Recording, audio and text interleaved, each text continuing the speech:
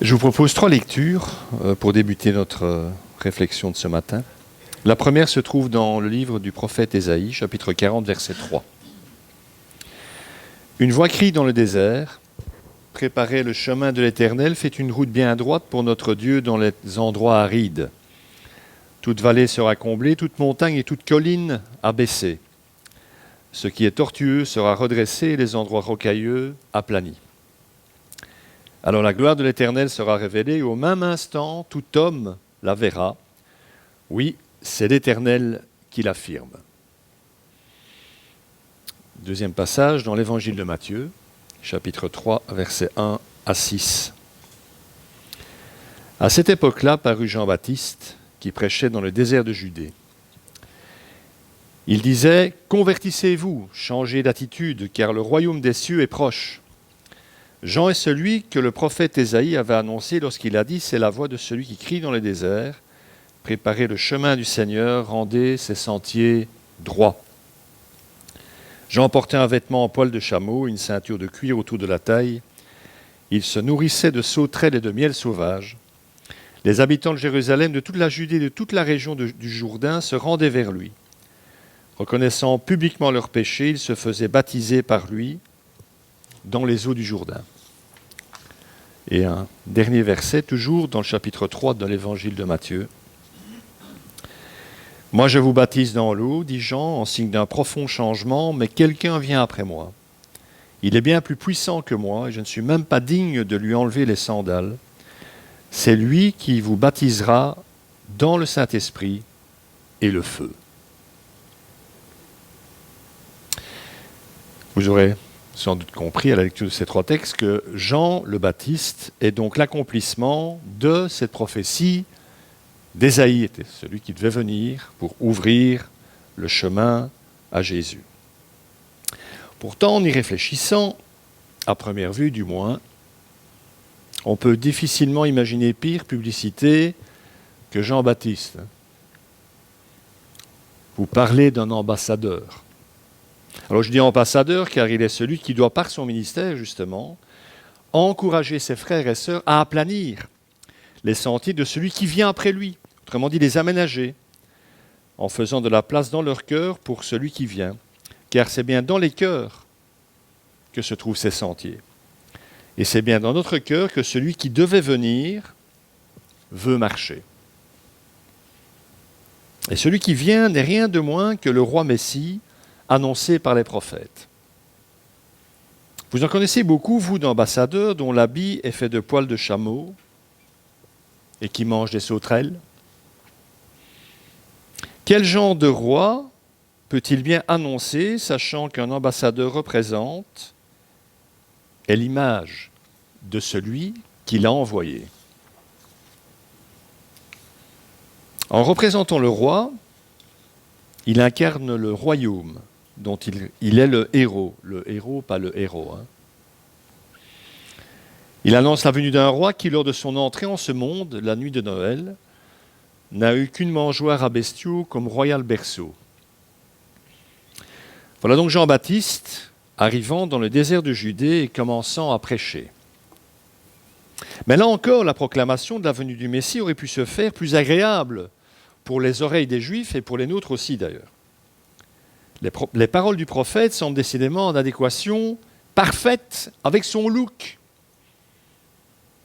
Mais il me semble tout de même que notre ami aurait pu faire un effort d'adaptation. Il aurait pu, par exemple, rappeler les grandes promesses associées à la venue du Messie, qu'il apportera la justice, la guérison, la stabilité. En fait, il aurait pu commencer par les bonnes nouvelles. Il va choisir une voie toute différente. Changer, car le royaume de Dieu est proche.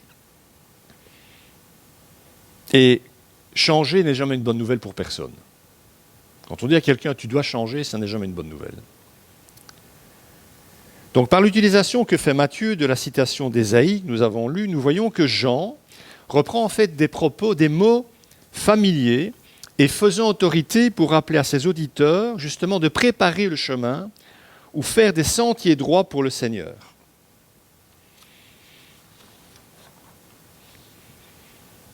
Jean commence par ce qui pourrait vraiment être considéré comme la mauvaise nouvelle.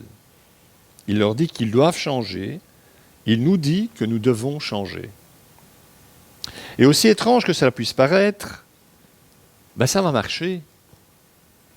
Beaucoup d'hommes et de femmes vont l'écouter, vont devenir même ses disciples. Après tout, c'est peut-être ça que le monde a besoin et envie d'entendre, son besoin de changer en profondeur. Posons-nous néanmoins la question dans le contexte de l'époque pour tenter de comprendre son succès, parce qu'il en a eu. Comment cet étrange personnage, serait-il nulle part, du désert, c'est la même chose, a-t-il eu tant de succès dans son ministère? Comment a-t-il fait pour être suivi par autant de disciples? Matthieu nous donne quelques indices. En effet, il nous offre une description détaillée, très précise de Jean. Et mes amis, chaque détail compte, car chaque détail est porteur de sens. Son habit, tout d'abord, qui, je l'ai dit, peut surprendre. En tout cas, ça nous surprend, nous. On n'aurait pas idée au XXIe siècle de se promener avec un habit de poil de chameau.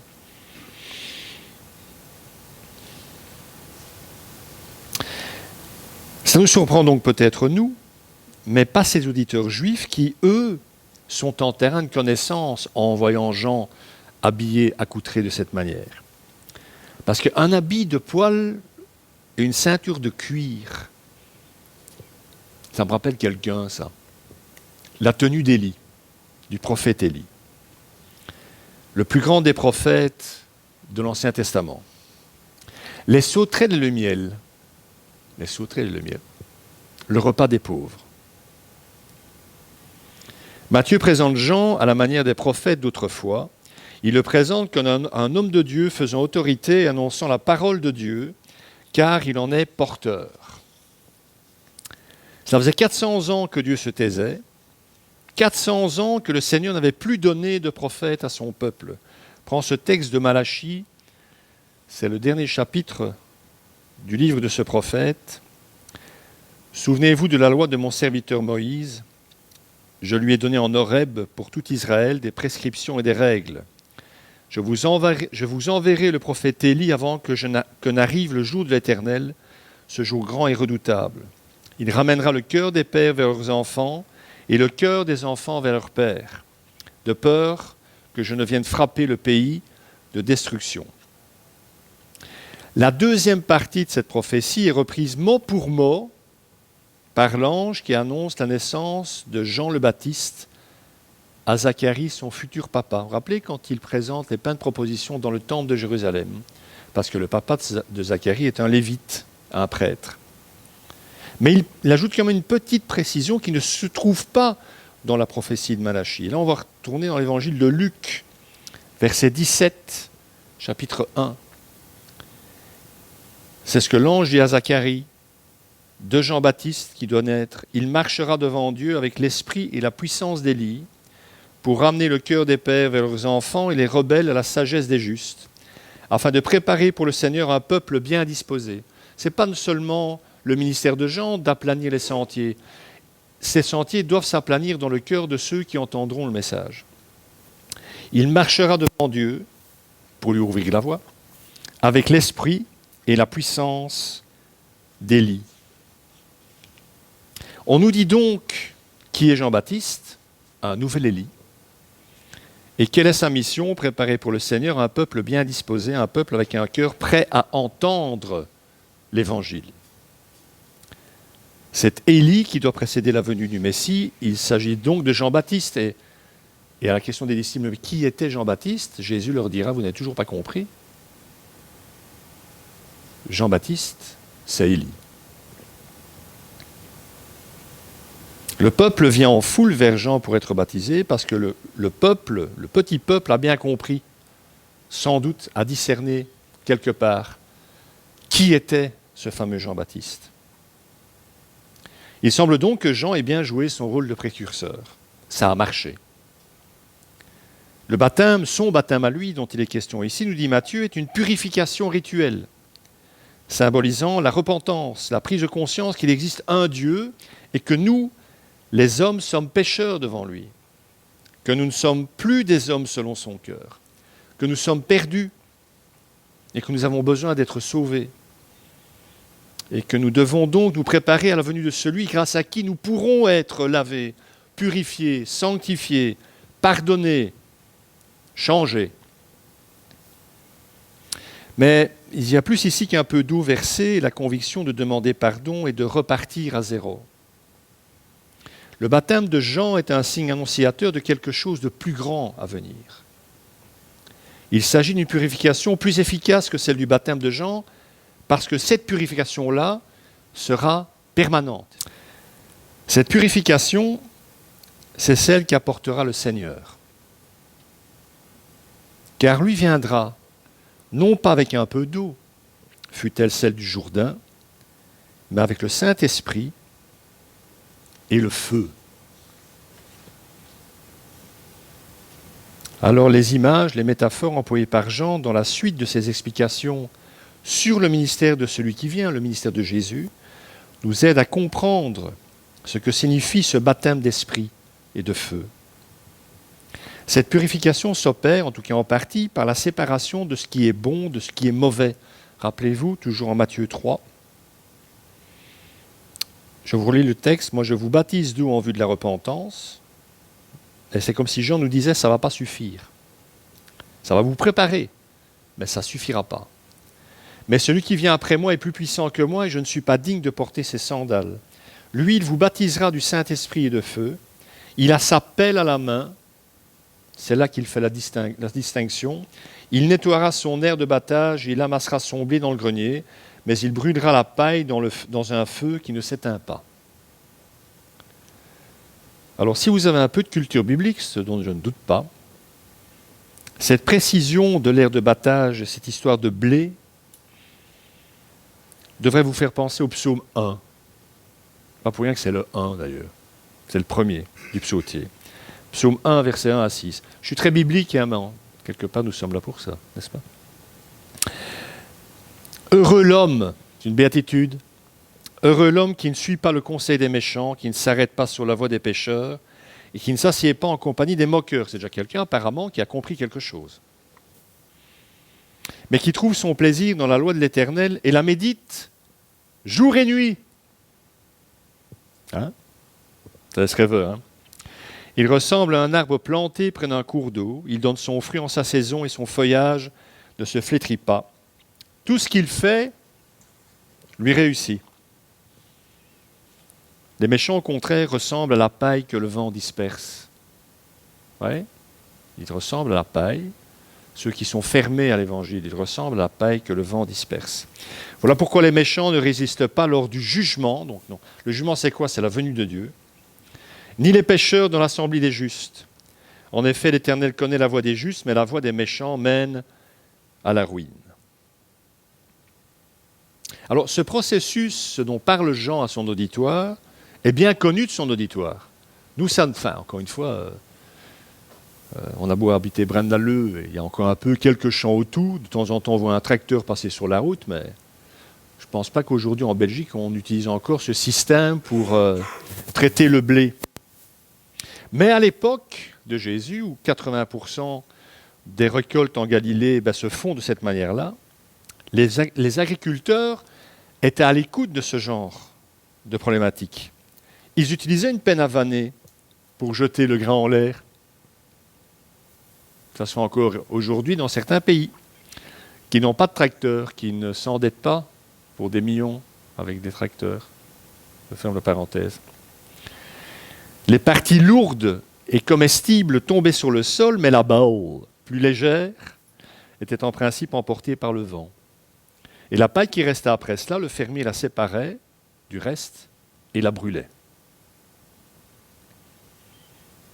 Vous voyez, on garde certaines choses et on se sépare d'autres. Autrement dit, le baptême du Saint-Esprit nous sépare du reste des hommes, afin de pouvoir leur parler de Dieu. Pas pour rien que vous avez été séparés, hein. C'est pour pouvoir mieux aller vers les autres. Il nous unit au Christ par l'Esprit et le feu de la purification. Et ce feu, c'est aussi le symbole de la présence de Dieu. Hein.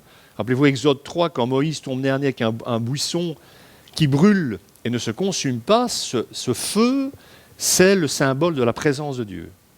C'est pour ça qu'il lui dit, retire tes sandales, tu te trouves sur une terre sainte. Pourquoi est-elle sainte? Parce que partout où Dieu se trouve, il sanctifie l'endroit où il se trouve. Si vous êtes sanctifié, c'est parce que l'Esprit de Dieu habite en vous. Et cette présence vous sanctifie, vous purifie. Donc cette purification est plus durable qu'un simple nettoyage. Et je pense que c'est précisément le sens que Jean voulait donner à la chose quand il cite ce passage du psaume 1.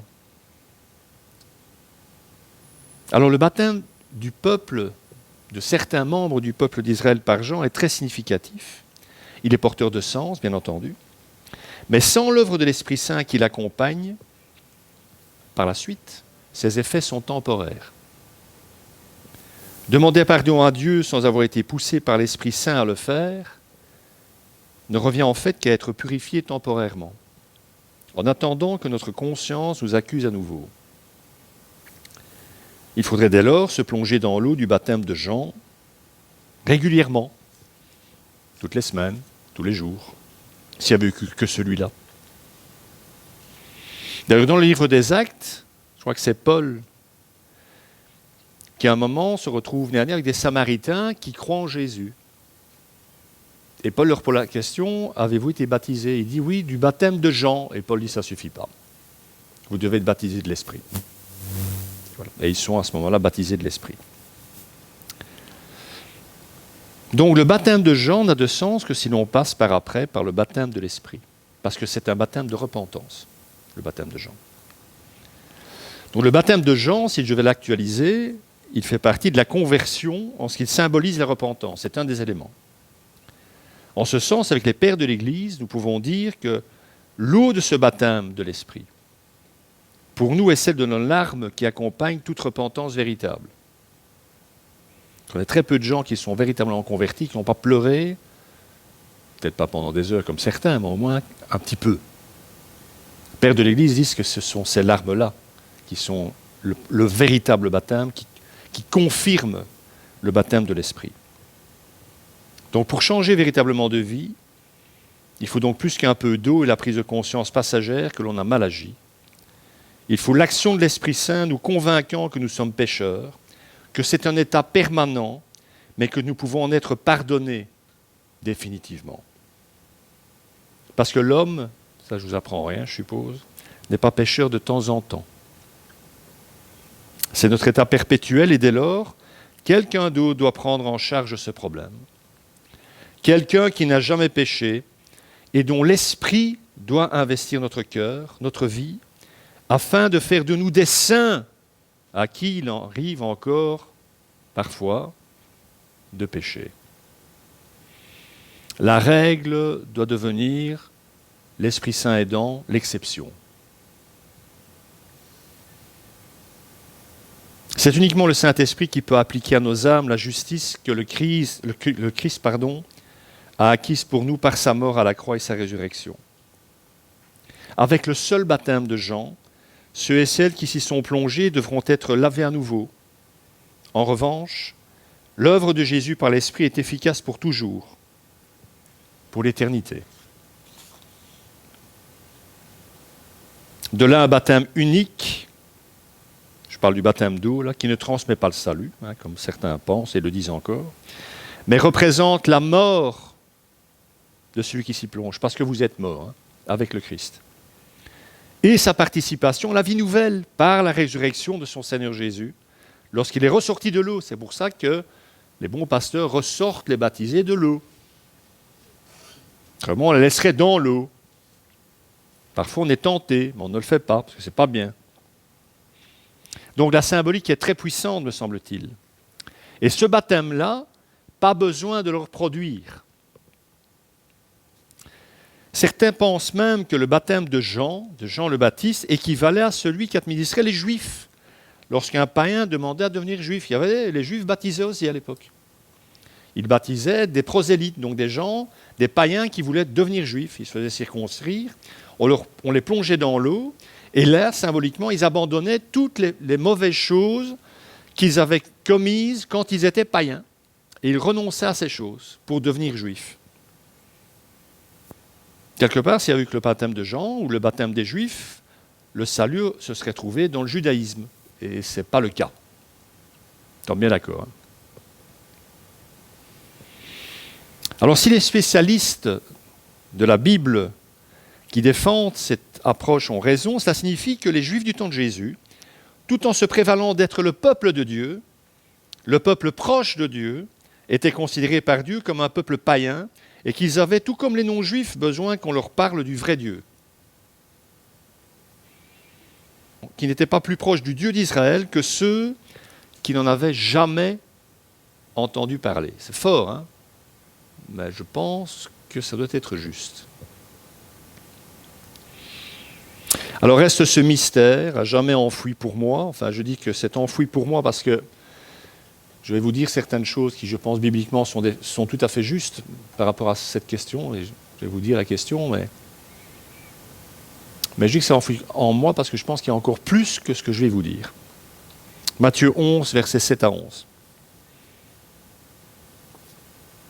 Ce mystère, c'est pourquoi Jean le Baptiste est-il le plus grand tout en étant le plus petit. C'est ce que Jésus dit, on va le voir. Comme il s'en allait, Jésus se mit à dire à la foule au sujet de Jean, « Mais qu'êtes-vous allé voir au désert? Un roseau agité par le vent? Mais qu'êtes-vous allé voir un homme habillé de tenue élégante? Ceux qui portent des tenues élégantes sont dans les maisons des rois. Qu'êtes-vous donc allé voir? Un prophète? Oui, je vous le dis, et plus qu'un prophète, car c'est celui à propos duquel il est écrit « Voici, j'envoie mon messager devant toi pour te préparer le chemin. » Donc par cette phrase, Jésus valide le ministère de Jean. Je vous le dis en vérité, parmi ceux qui sont nés de femmes, je pense que c'est le cas de tout le monde, hein? Okay. Il n'est venu personne de plus grand que Jean-Baptiste. C'est le plus grand. Cependant, le plus petit dans le royaume des cieux est plus grand que lui.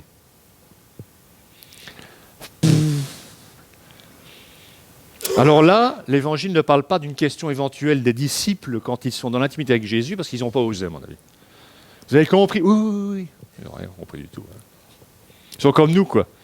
Ah, il est le plus grand, mais en fait, il est le plus petit. D'accord. Alors, voilà ce qu'on peut dire, je pense, déjà, avec certitude. Jean est le plus grand par son courage et sa fidélité, car il n'était justement pas un roseau agité par le vent. Vous savez, les roseaux, ça abordait les rives du Jourdain. Et le Jourdain est passé aussi à un moment dans les zones désertiques. Donc Jean connaissait bien ces roseaux. Et les roseaux, quand il y a du vent, ça plie, ça fait un peu la girouette. Ouais. Ça tourne, le vent souffle du sud, ben ça plie dans l'autre. Voilà, ça plie les roseaux, ça se donne, ça se laisse aller. Il n'était pas un homme dans le vent, se pliant aux caprices de ses interlocuteurs, à la mode du temps, courtisan et recherchant les bonnes grâces des puissants, c'est-à-dire un homme inconstant, faible, flatteur. C'était un prophète inflexible. Et fidèle à sa mission, il en est même mort, comme la grande majorité des prophètes d'ailleurs. Il est le plus grand par son austérité, contrairement, nous dit Jésus, à ceux qui habitent les maisons des rois, le confort des maisons royales, qui sont revêtus d'habits précieux. Il habitait le désert, la terre aride, le lieu d'essentialité où ne survivent que ceux que Dieu a appelés à la rencontre. Ce sont les seuls qui survivent dans le désert, ceux qui y sont appelés par Dieu. Il est le plus grand par sa position de précurseur annoncée par le prophète Malachie. Jean-Baptiste est en fait très grand, car il est sur le seuil du royaume de Dieu. Il annonce la venue du royaume en la personne de son roi, Jésus. Il est plus grand que ses prédécesseurs qui n'ont salué le roi et le règne à venir que de loin, alors que lui a vu le Messie et a pu le désigner à ses disciples. Voici l'agneau de Dieu qui enlève le péché du monde. Il a pu le montrer du doigt, le Messie. C'est pour ça qu'il est le plus grand. Et je me sens tellement petit face à Jean-Baptiste. Et pourtant, il est plus petit que moi. me dit Jésus. Plus petit que vous. Plus petit que le plus petit dans le royaume de Dieu. Mais comment est-ce que c'est possible, ça?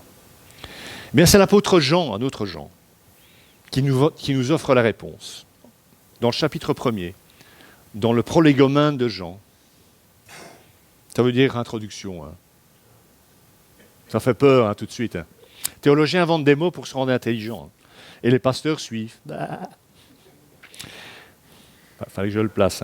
Mais à tous ceux qui l'ont accepté, parle de la lumière qui vient dans le monde, à ceux qui croient en son nom, elle a donné le pouvoir ou le droit, selon cette traduction-là, de devenir enfants de Dieu, puisqu'ils sont nés non du fait de la nature, ni par une volonté humaine, ni par la volonté d'un mari, mais qu'ils sont nés de Dieu. La réponse est là, en fait. La réponse de notre grandeur est là. Tous ceux qui font partie du royaume de Dieu sont nés non par une naissance naturelle, ni sous l'impulsion d'un désir sexuel, ce qui est souvent le cas. Nous ne sommes parfois que ça au départ, le résultat d'une pulsion, je suis désolé de vous le dire si vous ne le saviez pas. Ou encore par la volonté des parents qui ont pris la décision de nous avoir, mais c'est de Dieu qu'ils sont nés, nous dit Jean. Je pense qu'on ne comprend pas la profondeur de cette parole. C'est Dieu qui a décidé de votre naissance, et personne d'autre. Ce ne sont pas vos parents, car il fallait que vous naissiez d'en haut de l'Esprit Saint. Il fallait que vous veniez au monde pour que Dieu puisse faire de vous ses enfants. Ce ne sont donc pas vos parents qui ont décidé de votre naissance. C'est Dieu qui en a décidé. Vous vous rendez compte de ça? Je ne sais pas. Nous sommes ses fils et ses filles, nés de sa volonté, avant même d'être les enfants de nos parents, nous étions déjà les enfants de Dieu. Nous sommes les enfants du saint désir de l'amour de Dieu, parce que lui nous a vraiment désirés. Nous sommes les enfants d'un amour éternel. Alors ça, si ça ne vous fait pas tomber de votre chaise, moi je ne sais pas ce qu'il faut. En tout cas, ça m'a fait tomber de la mienne. Il y a donc, et il faut le comprendre, une nette distinction entre l'ère avant le Christ et celle inaugurée par lui. Jean-Baptiste faisait partie des prophètes qui attendaient et annonçaient la venue du Messie. Il appartenait encore à l'ancienne alliance. Il n'était que l'ami de l'époux. C'est comme ça que Jésus l'appelle. Jean-Baptiste, c'est l'ami de l'époux. Celui qui se réjouit de l'arrivée de l'époux, du mari. Il n'a pas pris part à cette nouvelle ère marquée par la crucifixion, la résurrection de Christ et la venue du Saint-Esprit. Il n'y était pas. Il n'y était plus. En ce sens, il n'a pas bénéficié des privilèges et des bénédictions de la nouvelle alliance. Et il est donc plus petit que ceux qui en font partie, qui sont intégrés au corps de Christ et qui constituent l'épouse de Christ. L'Église est l'épouse de Christ. Jean n'est que l'ami du marié. Il n'est pas l'épouse. Et j'espère, messieurs, que vous avez compris que normalement, on aime sa femme plus que ses amis. Vous me suivez ?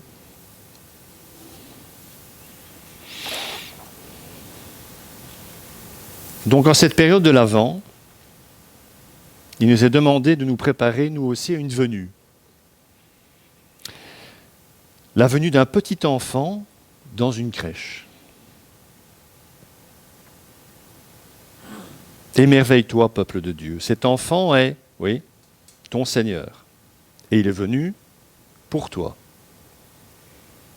Mais pour que la nuit de Noël devienne lumière pour toi, il faudra que tu fasses de la place dans ton cœur pour l'accueillir. J'oubliais. Il ne faut pas t'en faire si tu n'as rien. Si tu n'es rien, comme notre pauvre veuve de tout à l'heure. Il n'a besoin que d'un petit peu de paille pour être bien. Et ça, je pense que même ton cœur à toi peut le lui fournir. Que le Seigneur bénisse sa parole. Amen.